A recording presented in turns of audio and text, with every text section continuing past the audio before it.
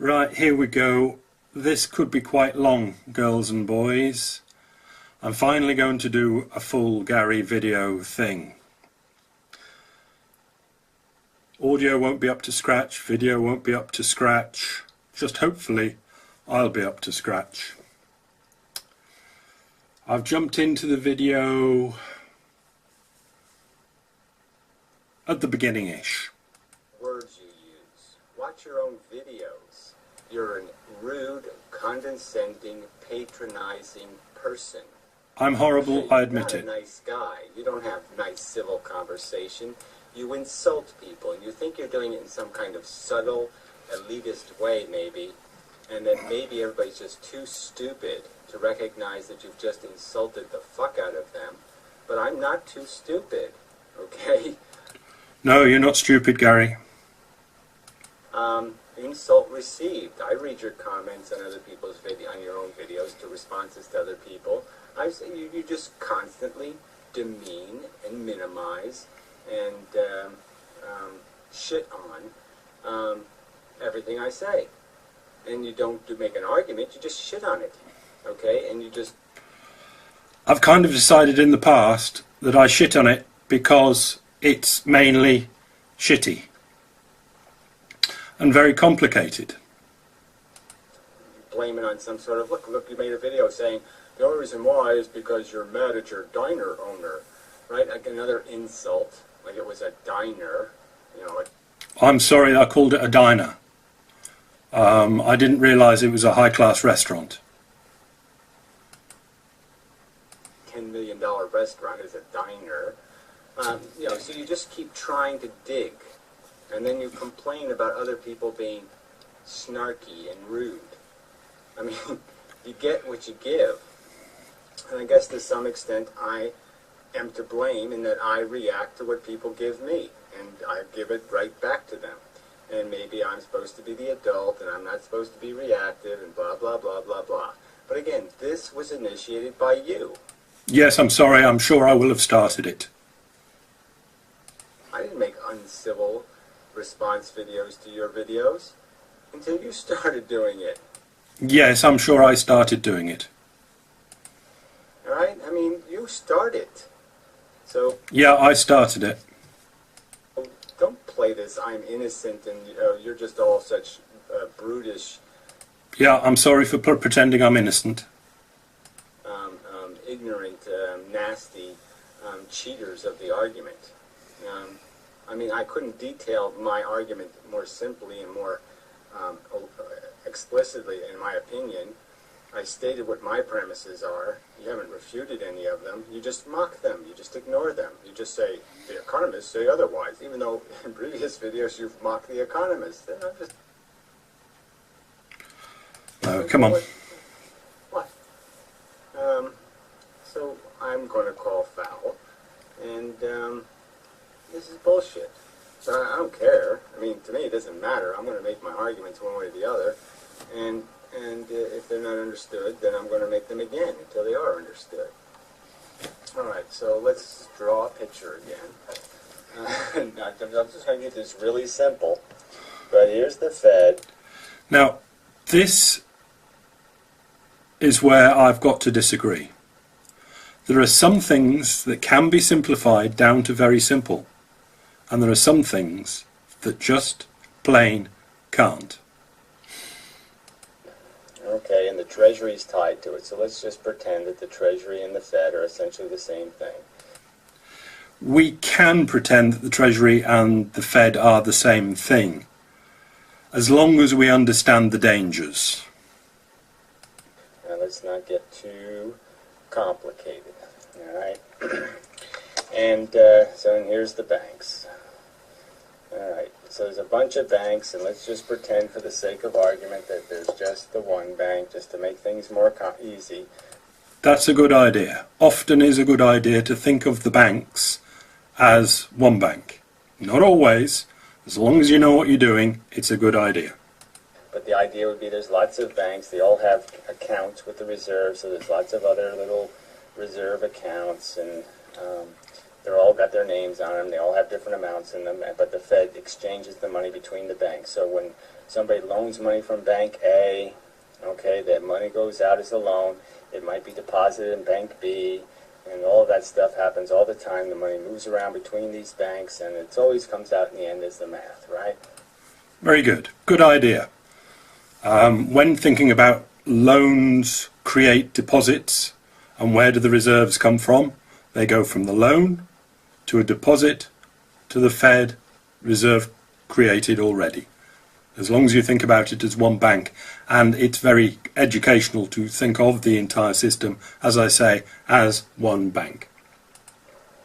Okay, so let's not get lost in that. But not always. Let's just understand the relationship between the Fed and the banks. And the relationship that's established between the Fed and the banks is there's this idea that when you create liabilities as a bank, when you have a deposit comes in, you got to pay it back, or when you send a... Yes, a deposit, your deposit in the bank, your deposit account, your checking account, is a liability for the bank because it is liable to pay you when you come and want it. Of money out as a loan. Your solvency is sort of dependent, okay, on how good your loans are and how stable your deposits are. You know, they stay in there. That's very true. Banks, that's exactly well stated. Banks have to make decent loans. And this is why, bit too complicated to go into. Yeah, banks do have to make solid loans and watch their deposits. But as you say, and as you know in real life, bank, one bank, any bank, blah, blah, bank. This is why they try not to outdo each other too much. So one bank is particularly better than another bank. So we see banks as all the same, and so we kind of think of the banking system as one banking system. So there's no great pull and push on, I think I'd better put my deposits in that one, except in extremist times. In the old days, late 19th century, obviously, it was much more important that you knew what loans your bank was making if you were putting a deposit in there. But with deposit insurance now, people just don't bother, and the banks like it that way. But the point is, you have to have what's called some sort of reserves, okay, some sort of real... It's best not to think that banks have to have reserves. It really only confuses matters. Up north in Canada, they've just taken it off completely and say, no, you don't need reserves, let's not even pretend you do. And talking about reserves as really needing actual reserves, if they don't need them in Canada, why do you need them in the United States? You don't. Asset value in case there's a run on the bank. So, two things. This run on the bank is very interesting. Over in California, forget the name of the big bank, the biggest bank that went down in California, I can't remember it. That was a run on the bank where people actually started pulling their money out because they'd got news and they were queuing up outside. There weren't really many in the States runs on banks in the traditional way where the clients go and do runs on banks. But what is much more important for the banking system is where the bankers do runs on banks. They know so much more than the clients do, the customers, you and I, the people. And, you know, all this Bear Stearns, Lehman, Citigroup, it was all because the experts knew they can read banks' balance sheet and cash flow statements, and they knew what was going on. And it was news coming from those guys, normally very badly interpreted through the mainstream media, which panicked the people. If they didn't say anything, the people wouldn't have panicked because they just wouldn't know.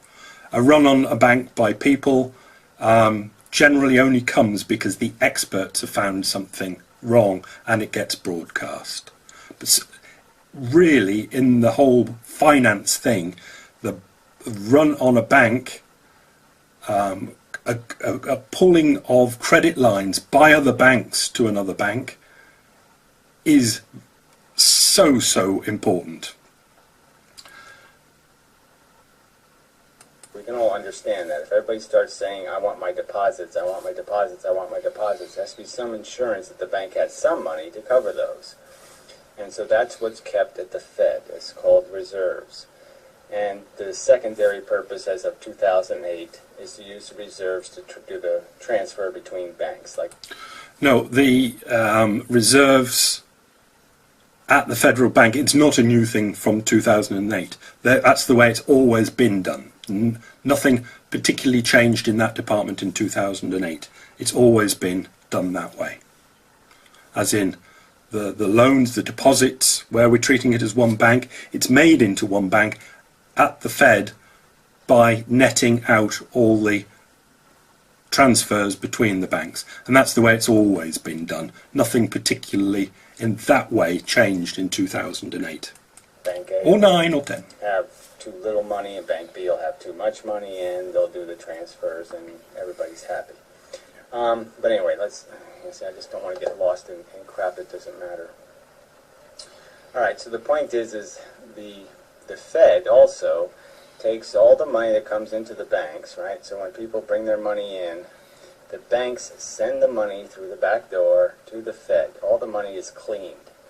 Okay, I've mentioned this before. You have mentioned it before, and I've never understood what you're talking about. I can only imagine that you've gone up to the Fed's website one time and read through and found something about cleaning money or something. But I'll tell you before that if it exists as a real something, which I've never come across it, but it doesn't mean it doesn't exist, it'll be in the overall picture, and say the picture's 1,000,000 pixels big, it's 1 pixel. It'll be such an insignificant little thing that it just won't be. But if you can go back to wherever you found it and dug up where you got it from, you might be able to enlighten me more. But the chances of me being shocked into going, oh gosh, yes, cleaning money at the Fed is vitally important, I very much doubt. But that's what happens. The money's cleaned. And when it's cleaned, the Fed basically can give the money back to the banks clean, or it can put the money in the reserve accounts. I can imagine something like that might go on. Dirty cash goes to the Fed, they decide whether it can be recirculated or not, and if it isn't, if it's torn up and put in the bin, they will credit the reserve account of the bank that sent it to them. It sounds logical, but we're dealing with cash, which is, as I keep repeating, about 3, maximum 4% of the money, digits, money. If you want to globalize the two things, there's cash, which is 3%, and digits, which are 97%, and call it all money, if you like. And we're talking about a very small part of the 3%, so I can't imagine it's in any way important. But I can imagine that something like that does happen to the very small, insignificant thing, cash that gets to the Fed. Okay, that they have in here. So let's say the reserves have to be, we'll just use 10%. That's what it used to be. There could have been a time where it's 10%, but generally the number 10% comes people talking about it and inventing this idea of 10% for a reserve.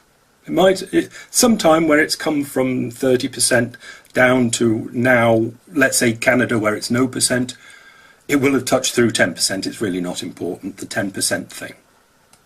So you can sort of understand that when the Fed changes this number, when it says the minimum you have to have in here is 10% of your liabilities, he could use this number to change how much cash is in the real world, okay? Because, I'm already, probably should have done this ahead of time, but anyway, it doesn't matter. So anyway, the money comes in to be cleaned, and it can go back to the banks, or it can go back into the reserve account. And the reserve account is essentially just good as cash. But the point is, the banks in the past never kept more money than the minimum amount. Yeah. They never kept more money than and we know what it was. Was it about 50, 60 billion for all the banks in the United States, because what was happening, I'll try and do it very quickly. What was happening is that the banks used to transfer money between each other above the excess. All that money they could find something better to do with in the old days. That's the quick way of doing it. It wasn't very explanatory, but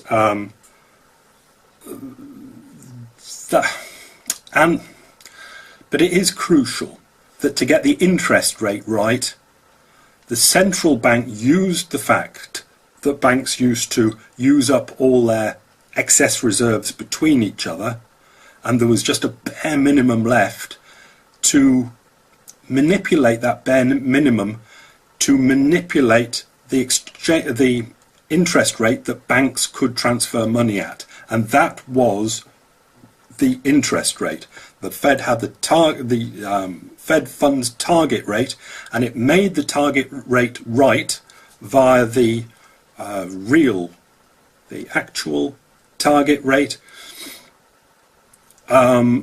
by manipulating the amount of reserves that banks could have, that banks had. And it made that little bit different in the interest rate that the Fed wanted. It's very complicated, and it would take an awful long time to explain it. But it's up till 2008, that's the way it always worked.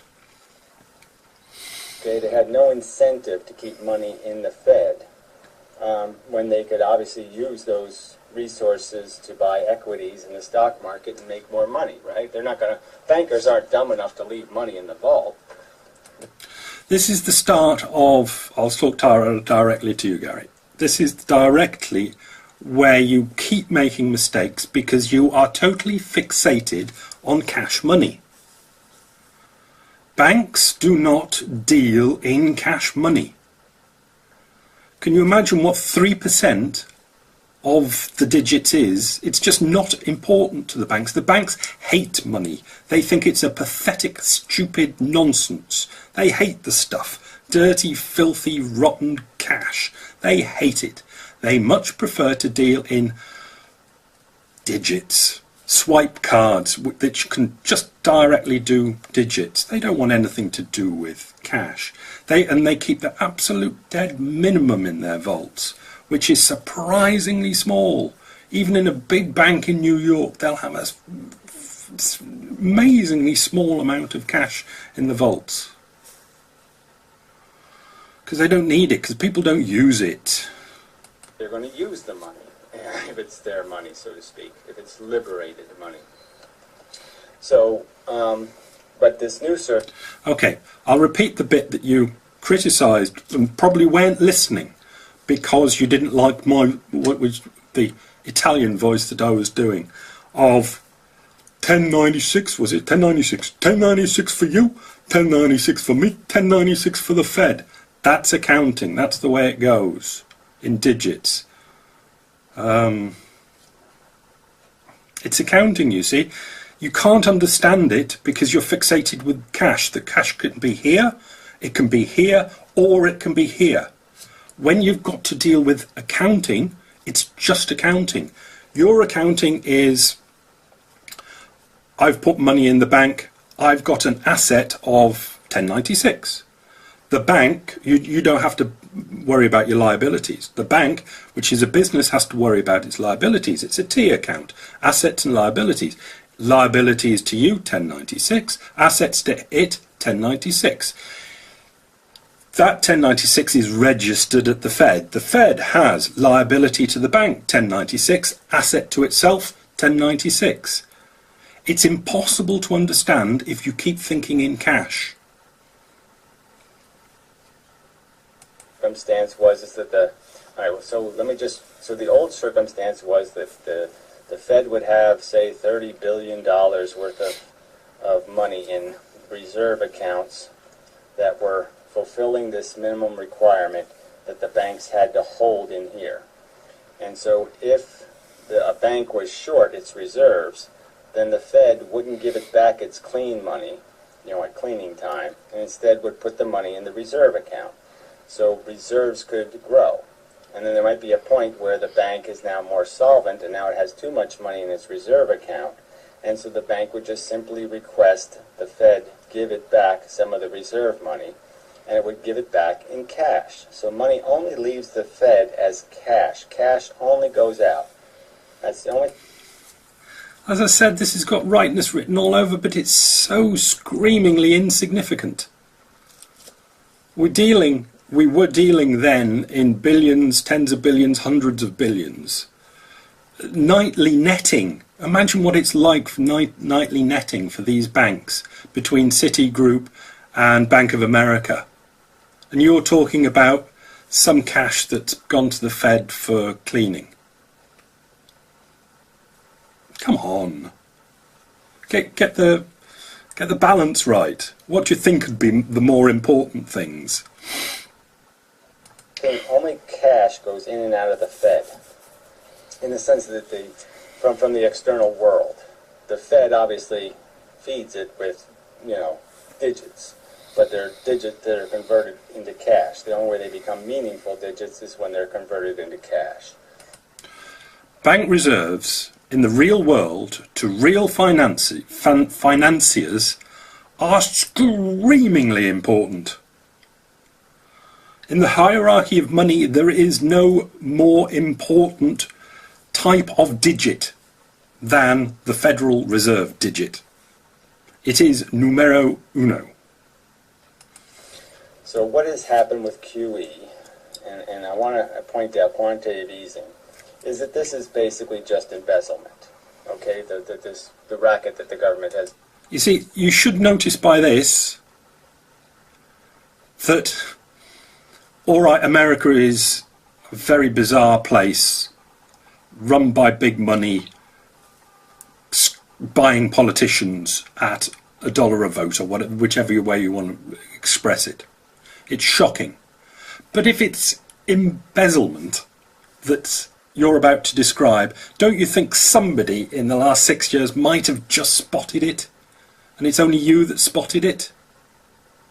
Doesn't that give you a hint that maybe you might not be barking quite up the right tree? I mean, I'm just trying to be logic here. Logic Al. Resorted to here to inflate the stock market. So that's what this is all about, is the stock market. Okay, stock market crashed in 2008.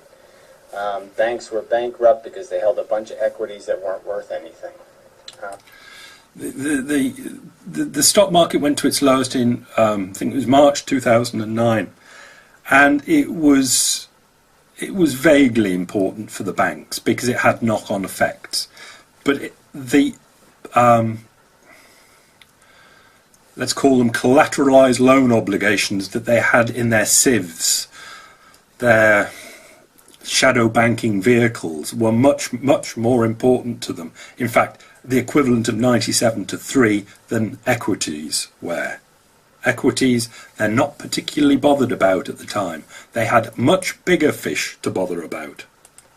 They had to get the stock market back up, and the plan, this is one of the plans, was the Fed would put a bunch of money in the reserve accounts. Okay, this is another one that should just jump out to you and go, what the hell am I talking about? Surely I'm just making this up.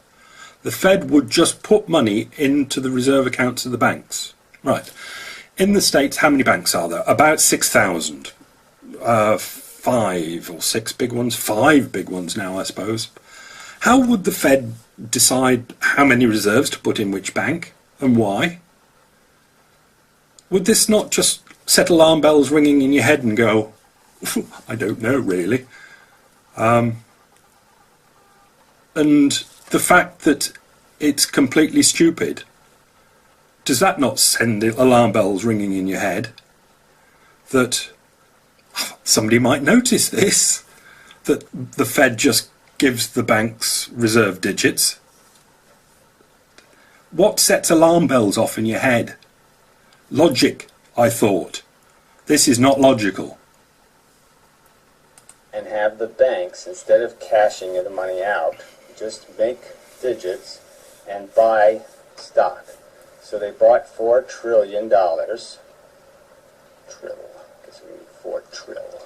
They bought $4 trillion worth of stuff off the stock market, and that's sitting somewhere in limbo land here, in the bank vault or in the Fed's vault, whoever's vault it's in. It's in somebody's vault. Does that not again set alarm bells ringing in your own head? $4 trillion of stock that's been bought, and what's sitting in a limbo? I suppose you think you still get stock certificates. Certificates are sitting in somebody's vault.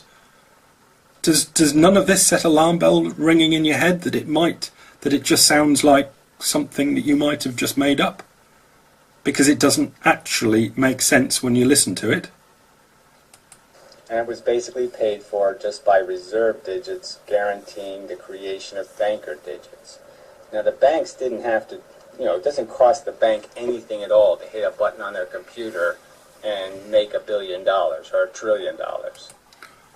True, but it's got to be accounted for, because banks are accountants and the Fed are accountants, and it's all got to be accounted for because they're accountants. Accountants are like that. It's only a problem if it's a liability. Clearly, when the Fed did this, it didn't count it on the bank's flow chart. Okay, so the banks it isn't technically a real loan. It isn't technically a real deposit. It's technically nothing. So it's just completely embezzled money. It's more alarm bells not ringing? They really should be, because surely listening back to this, you can hear that it's nonsense. And you go, oh, prove it, prove it. It's like the existence of God. I don't have to prove these things. Your logic should listen to this and go, oh, well, yeah, perhaps you're right, Nick. Shouldn't it really? How stupid does this sound? Money just made up to buy equities. The banks don't pay anything for it. It doesn't cost them anything. It doesn't, it's just absolutely meaningless as a sacrifice for them. So it's like somebody coming up to you and saying they're going to pay you rent even though you don't own the house. Okay, so it's like just free. And so to boot, to make this even more insidious, a nonsense, is the Fed made a deal with the banks to pay them interest on these fake digits. So this fake reserve. They do pay interest on the excess reserves. Something that's right. And there's no particular way that they're fake digits. They're just normal excess reserves, as stipulated in the rules and accounting regulations of the banking system and central banking system. Money that the banks really don't own. They can't take it out as cash, because that would end up putting $4 trillion of cash into the economy. And this cash thing again. Banks, as I say, hate the stuff. And what do you think a bank could do with $500 billion, 100 billion in cash? What would they do with it? Who would they give it to? This is the thing. What use would it be for them? They'd just loan it out. Banks do not lend out huge wadges of cash when they make loans. They're not gangsters. They're not drug dealers. When they make a loan, they scratch in liability 1 million, asset 1 million for us, the bank. They don't need the cash. They wouldn't want the cash.